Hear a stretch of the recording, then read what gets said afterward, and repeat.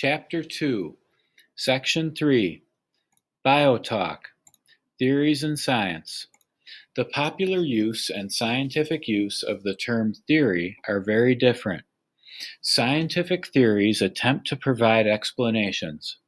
Scientists make observations and then try to explain them. In popular terms, you often hear the expression, "it's just a theory." That usually means that it is a guess. In scientific terms, a theory implies that an idea has been strongly supported by observations. When scientists use the scientific method, they often begin with questions from curious observations. They then develop hypotheses that can be tested experimentally. A hypothesis is a prediction between an independent cause variable and a dependent result variable. Hypotheses can either be supported or not, depending on the data collection. A hypothesis is not a guess. A hypothesis is not a guess. You developed and tested hypotheses in this activity. The hypothesis is then tested by further observations and experiments. Over time, if the observations and experiments satisfy the hypothesis, it becomes accepted as a scientific theory. However, a theory is not the absolute truth. It only provides an explanation. The acceptance of a theory is often measured by its ability to enable scientists to make predictions or answer questions. A good theory provides an explanation that scientists can use to explain other observed events. Theories can be modified as new information becomes available or ideas change. Scientists continually tinker with a theory to make it more elegant and concise, or to make it more all-encompassing.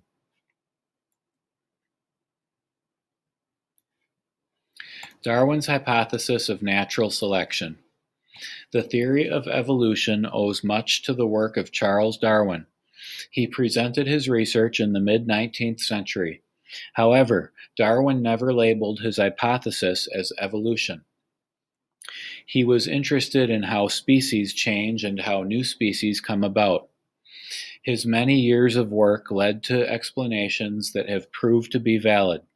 But Darwin was not the first to think that existing species might evolve into new ones. However, Darwin was a most believable scientist for two reasons. First, he amassed a great deal of evidence. He verified its accuracy and presented it in a convincing way. Second, his hypothesis stated how change in organisms might take place, a contribution no one else had made. On November 24, 1859, the first edition of Darwin's On the Origin of Species was published. The book was so popular that its first printing was sold out in one day. There were, of course, many who disagreed with him. The theory of evolution has undergone many changes since Darwin's time.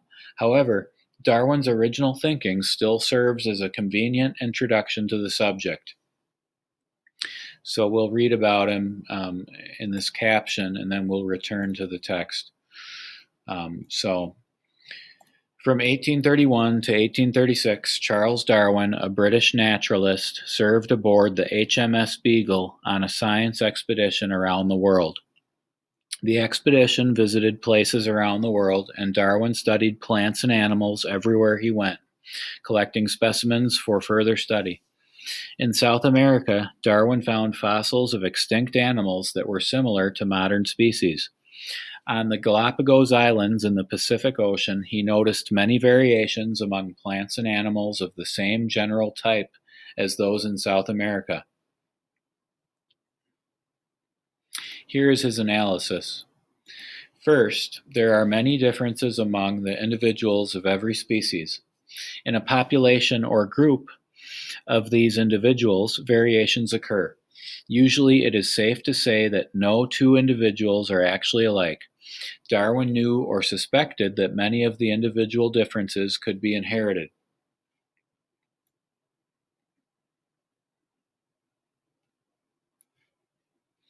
Second, the population size of all species tends to increase because of reproduction. One amoeba, for example, divides and produces two. These two divide, and the next generation numbers four. Then there will be 8, 16, 32, and so on. Third, this increase in size of populations cannot go unchecked.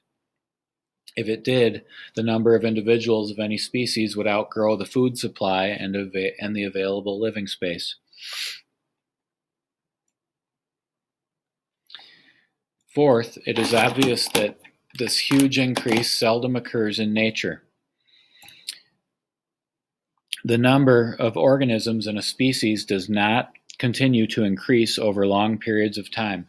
In fact, the sizes of many populations seem to remain nearly the same over time. How can this be explained? Observations of natural populations show that many individuals die before they are able to reproduce.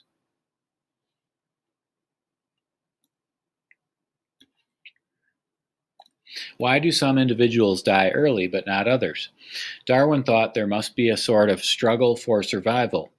The individuals of a species compete for food, light, water, places to live, and other things important for their survival.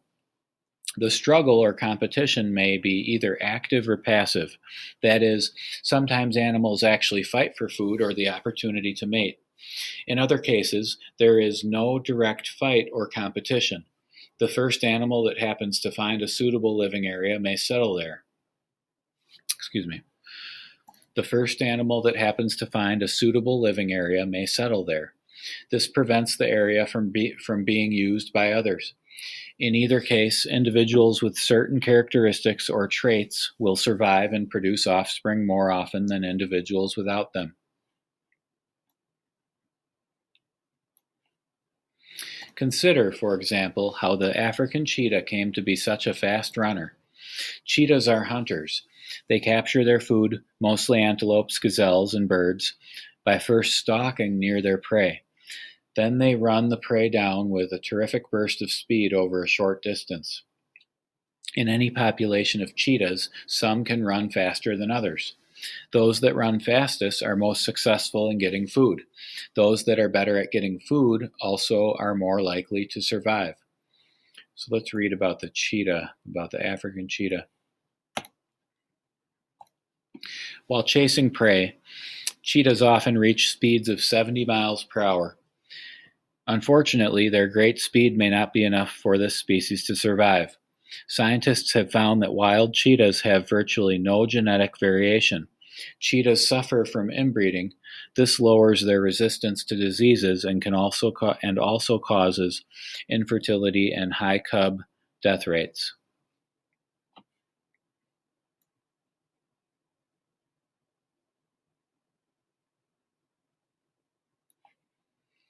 But survival is not the whole story.